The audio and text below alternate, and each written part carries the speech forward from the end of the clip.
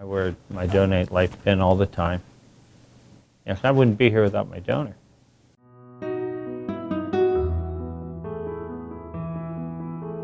I went to my primary care doctor after a really bad cold hit me.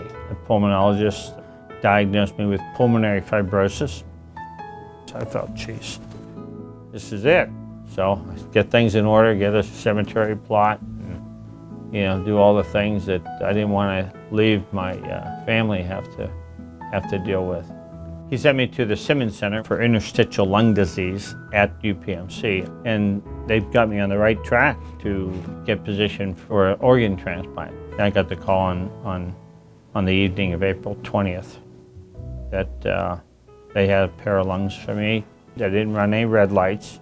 They just calm, cool, and collected got here and put my fate in the hands of the surgeon. It was a Saturday in April of 2009 when I got a call from one of my younger brothers. I was living in Chicago at the time, and he called and said, something's happened to Mom. We all, made our way back to Kansas over the course of that day and arrived at the hospital that night when the priest was there doing the last rites. It was a cerebral aneurysm that just hit her like that, and she was there at 51 years of age, and then she was gone. I felt I needed to express my gratitude, and I did. I wrote an anonymous letter from Jim from Pennsylvania.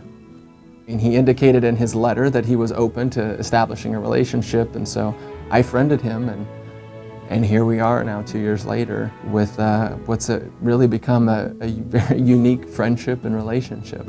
But what's happened over time is that he's become a friend, and in the fact that, it's my mom's lungs. It's not that it's secondary, it's always there, but, we have a friendship that's almost transcended that. So it's been a pretty amazing journey.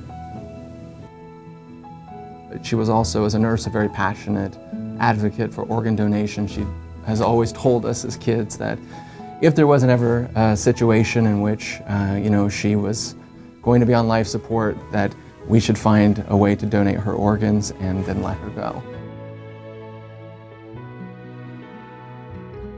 We were fortunate that we had that conversation. It's very easy to say, I'm not comfortable, I don't want to talk about organ donation.